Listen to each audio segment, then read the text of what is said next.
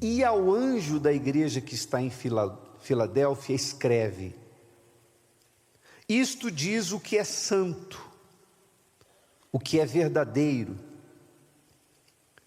o que tem a chave de Davi, o que abre e ninguém fecha, e fecha e ninguém abre. Eu não vou ler meditando nisso aqui tudo, porque a gente vai focar a respeito da coluna, mas só para que tenha contexto. Então, esse primeiro versículo fala da autoridade, da santidade e da autoridade de Jesus. Conheço as tuas obras, eis que diante de ti pus uma porta aberta, e ninguém a pode fechar, porque tendo pouca força, guardaste a minha palavra e não negaste o meu nome. Quer dizer, na verdade, aquela igreja não era uma igreja de muita condição, mas Jesus a considerava forte porque ela mantinha-se fiel. Aliás, das 7 cartas do Apocalipse, das 7 igrejas do Apocalipse, só essa, Filadélfia, e a igreja de Esmirna não receberam nas cartas repreensões ou repreensão nenhuma. Elas foram irrepreensíveis. Jesus não tinha nada contra essas igrejas, essa e Esmirna. Eis que eu farei aos da sinagoga de Satanás, aos que se dizem judeus e não são, mas mentem, eis que eu farei que venham e adorem prostrados a teus pés e saibam que eu te amo. Quer dizer, eles eram perseguidos, mas Jesus ia mostrar que estava com eles, ia fazer com que aqueles que os perseguiam reconhecessem isso. Como guardaste a palavra da minha paciência, também eu te guardarei da hora da tentação que há de vir sobre todo o mundo, para tentar os que habitam na terra. Então, Jesus prometeu também guardar aquela igreja no momento de tentação que viria sobre o mundo inteiro. Eis que venho sem demora, guarda o que tens, para que ninguém tome a tua coroa. Ou seja, é mais um versículo e mais uma carta em que a gente vê claramente que quando o assunto é salvação, ninguém está garantido. Essa igreja foi considerada uma igreja perfeita aos olhos de Deus. Jesus não fez nenhuma censura a essa igreja, mas ele, ainda assim, ele fala para que aquela igreja protegesse o que ela tinha, para que a coroa lhe fosse roubada, ou seja, para que ela não perdesse aquela condição. Mais uma prova clara, né? Mais uma afirmação que mostra claramente que salvação não é algo que você conquista e estará garantido. Não é como um troféu que o atleta conquista, põe lá na sala dele e ninguém toma mais. A salvação é uma conquista diária. Se a pessoa não vigiar, se ela não guardar o que ela tem, se ela não proteger a fé dela, há o risco dela perder a salvação. Então, se um dia você ouvir alguém dizer assim: olha, você está na graça, Jesus já sacrificou, uma vez salvo, salvo para sempre, fuja dessa pessoa, porque ela não está indo na mesma direção do que o Espírito diz, porque não é isso que a Bíblia diz. A Bíblia mostra claramente que nós temos que guardar aquilo que nós temos. Isso é uma luta diária. Por isso que se fala ao que vencer, né? Como a gente vai ler aqui em seguida, que é aqui onde eu queria chegar, versículo 12. A quem vencer, vencer. Para vencer precisa fazer o que, gente? Lutar. Então, para ser salvo tem que haver o que? Luta. Não é mamão com açúcar. Não é facilidade. Não pense que a vida cristã, a salvação, Jesus já morreu na cruz, eu estou na graça, e mamão com açúcar. Não é o que está escrito aqui. Para você vencer, você tem que lutar. A quem vencer, eu o farei coluna no templo do meu Deus, e dele o que?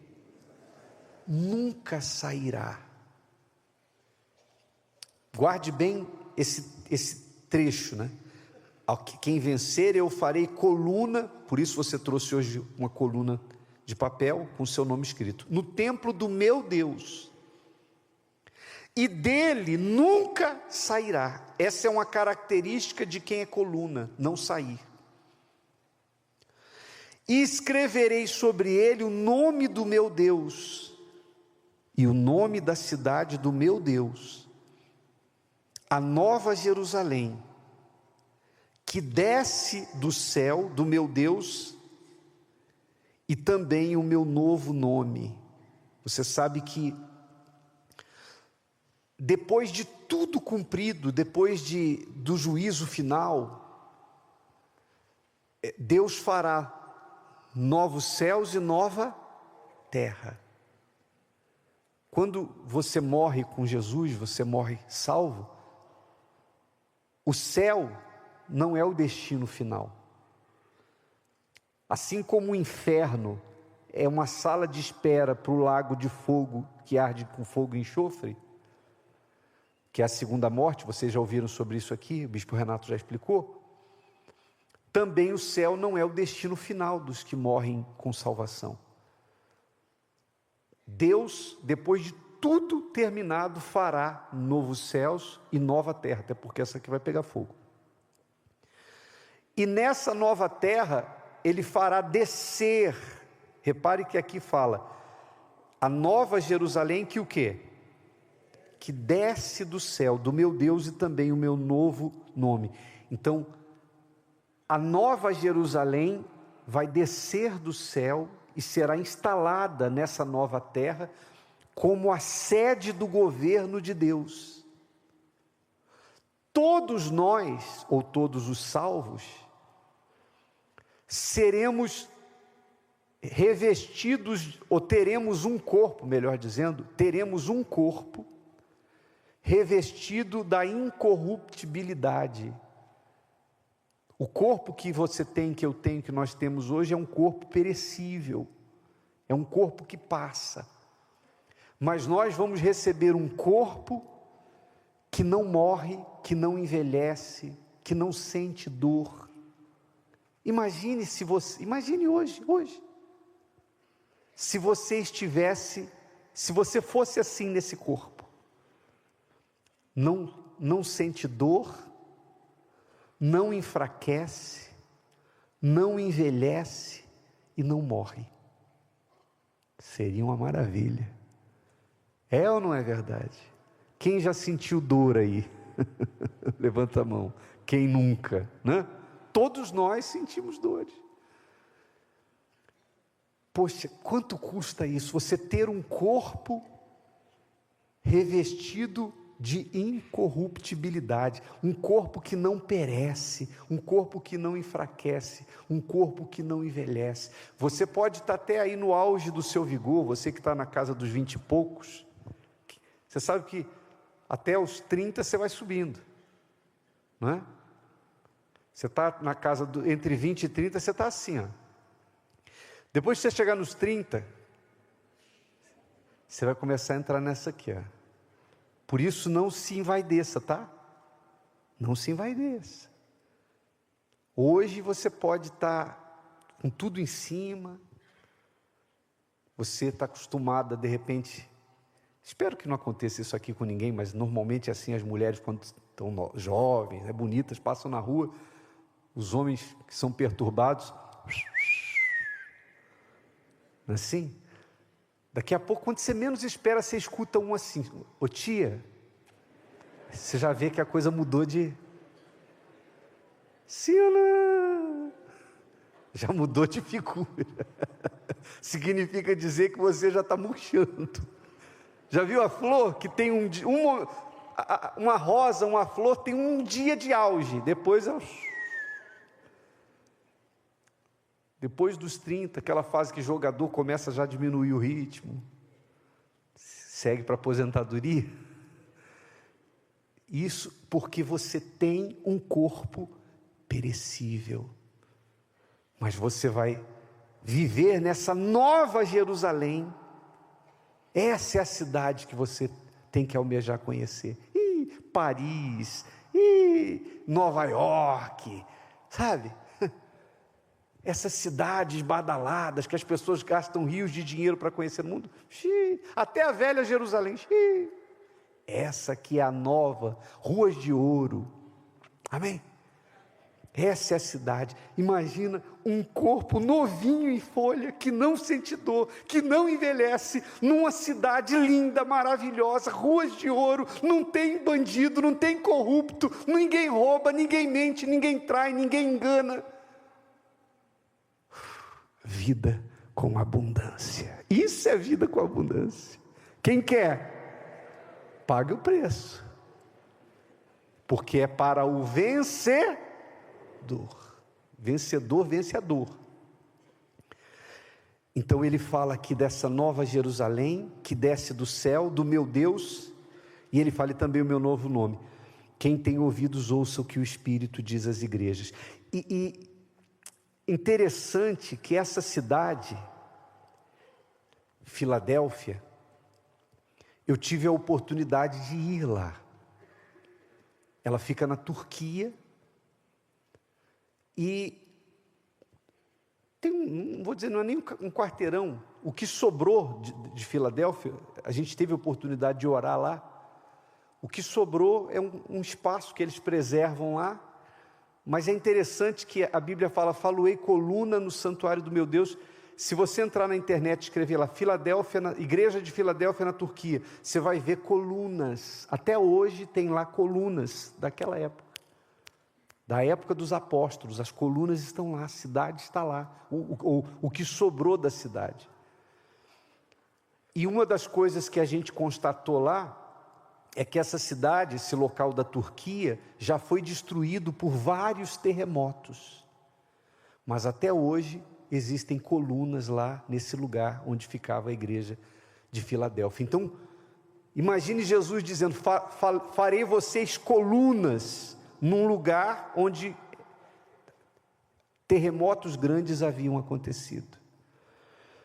E ele fala que a coluna nunca o quê? Sairá. Eu farei, versículo 12, a quem vencer eu farei coluna no templo do meu Deus, e dele nunca sairá. Você sabe que quando uma obra é erguida, uma construção é erguida,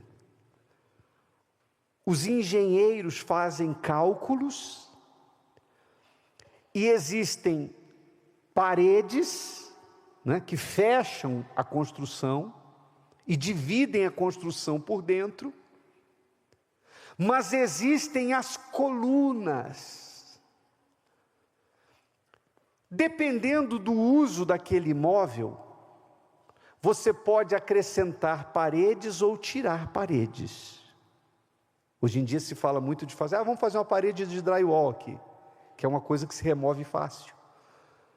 Tem gente que faz parede de gesso. Dependendo do uso do imóvel, você pode acrescentar ou você pode tirar paredes. Mas se tem uma coisa que você sabe que não pode mexer, é no quê? Coluna. Às vezes a gente aluga imóvel para a igreja, para inaugurar a igreja, e às vezes ali tinha escritórios, tinha um monte de paredes, e aí a gente leva lá um engenheiro, e pergunta, doutor, o que a gente pode fazer aqui? Ele vai e bate assim, nas paredes. Eles costumam dizer assim, ó, bispo, aqui a gente pode abrir, isso aqui é parede, aqui dá para remover essa parede, essa aqui, aí tem uma hora que ele bate, e está bem consistente, ele fala, ó, aqui não, aqui é coluna. Coluna não pode mexer. Então a gente inaugura algumas igrejas universal por causa da necessidade, que quem está sentado, às vezes tem que ficar assim para ver o pastor. É melhor ver o pastor assim do que cair tudo. Porque não pode tirar o quê? Você pode tirar a parede. Coluna não pode sair. Assim são os nascidos do Espírito. Quem nasce do Espírito Santo, Deus o faz coluna, e a coluna não cai, não sai, não pode ser removida. Amém, pessoal? No sentido de, fazendo uma analogia, você hoje, nessa construção do templo de Deus, o que você seria hoje? Você seria uma parede ou você seria coluna? Você é parede ou você é coluna? Porque parede pode ser removida a qualquer momento. Coluna, não. Coluna jamais sairá. Coluna permanece. Existem pessoas que passaram pela Igreja Universal. Desculpa, eu não vou nem falar Igreja Universal, porque quando se fala da Igreja do Senhor Jesus, não está se falando de uma denominação. A Igreja Universal é uma instituição. Para a gente poder abrir as portas, para funcionar, a gente tem que ter um CNPJ, a gente tem que prestar contas ao governo. A Igreja Universal é uma instituição. A Igreja do Senhor Jesus, da qual a Bíblia está falando, ela é formada por todos os vencedores, aqueles que praticam a palavra, aqueles que vencem as perseguições, que vencem as tentações, aqueles que são moradas do Espírito Santo, aqueles que, sabe, de todos os povos, nações e línguas, que vivem em obediência à palavra, os que vencem, esses formam a Igreja do Senhor Jesus. Então, essas pessoas, elas permanecem, as paredes não. De vez em quando, a gente tem a oportunidade de voltar para fazer uma reunião, um culto em igrejas que a gente passou há muitos anos atrás. E você, poxa, a experiência, talvez você não tenha ideia de como é, porque é muito comum a gente chegar e falar assim, cadê fulano? Às vezes até um obreiro. E aí vem a resposta, ei bicho, só não soube não, ele caiu, ele saiu, ele desviou, aconteceu isso, aconteceu aquilo, ele não permaneceu. Passou por uma guerra e caiu na fé, desistiu. E Beltrano? Não, Beltrano também aconteceu isso, aconteceu aquilo. Ele teve um problema e acabou saindo, não está mais na igreja. Às vezes a gente fica até admirado, porque a gente vê pessoas que hoje estão servindo até os encostos. Você fica até assim, meu Deus, mas expulsou demônio aqui e agora está servindo os encostos. Pois é. Por que isso acontece? Porque não era o quê? Uma coluna, era uma parede, preencher um espaço. Mas não era coluna.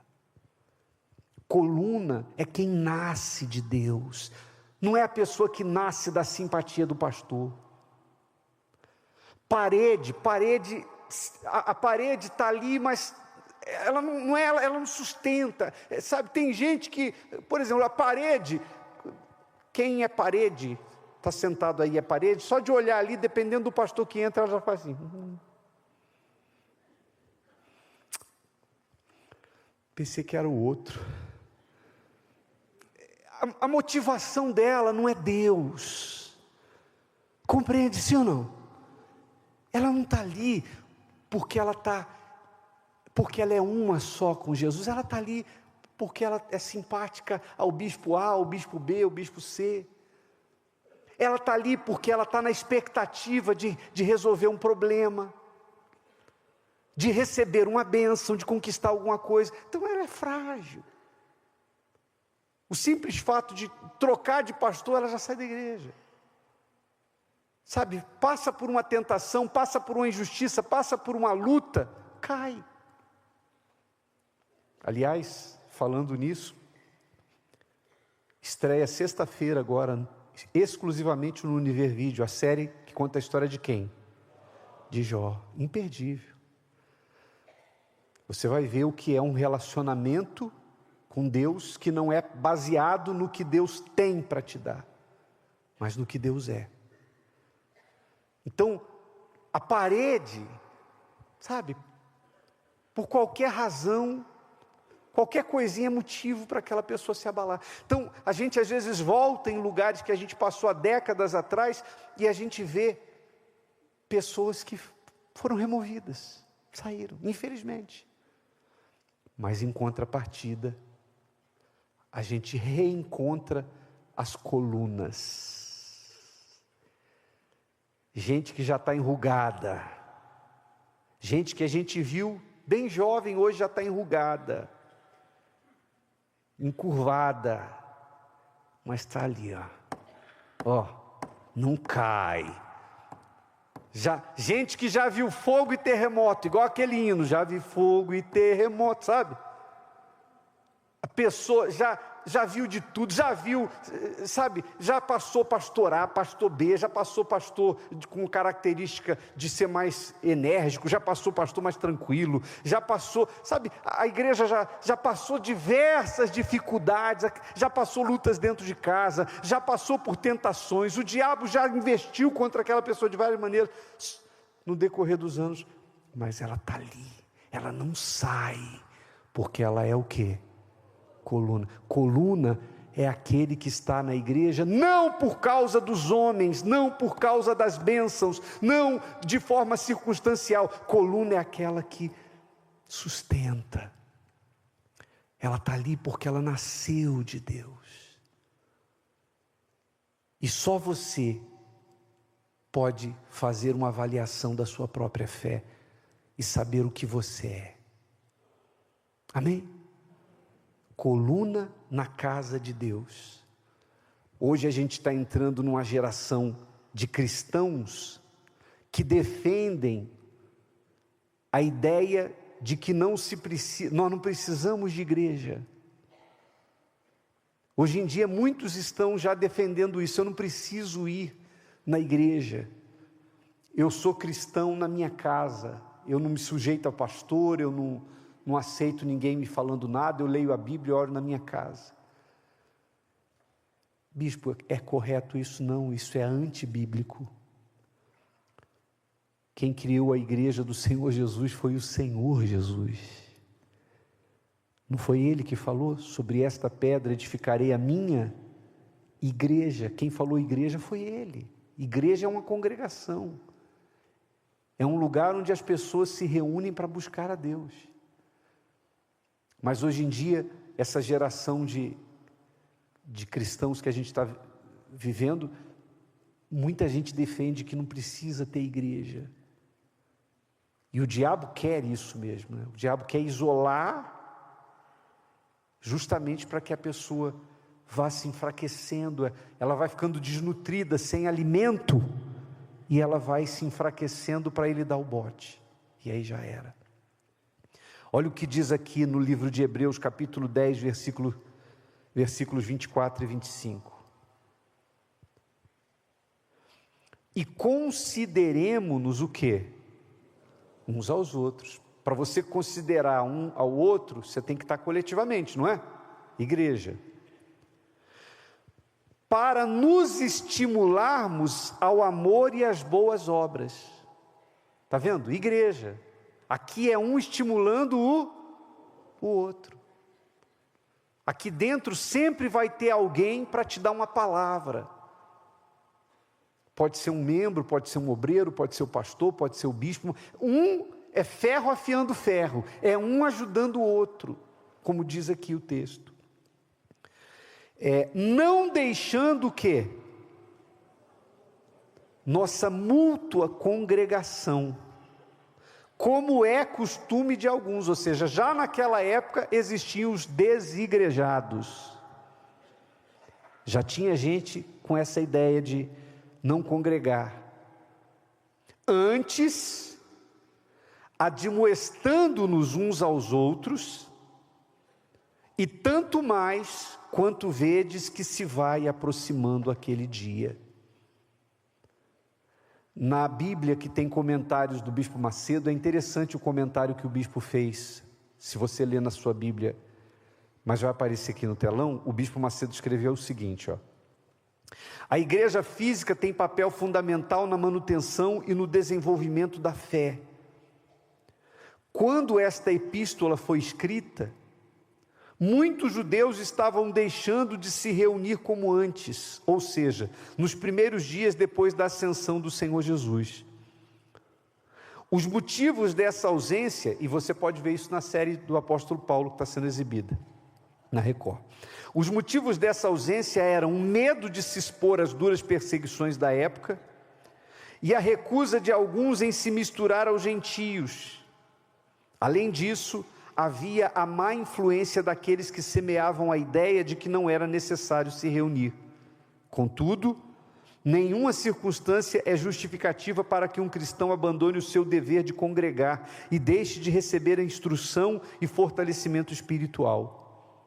É engano pensar que a participação nos cultos e o envolvimento nas atividades evangelísticas são dispensáveis, pois é assim que interagimos uns com os outros e nos estimulamos espiritualmente.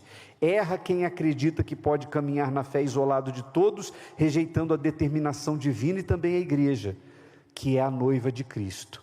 E agora, vou chegar mais perto para falar com vocês uma coisa, só para encerrar esse assunto. Qual é o argumento? Qual é o argumento de muitos em relação a isso? O argumento é: eu já vi muita coisa errada na igreja.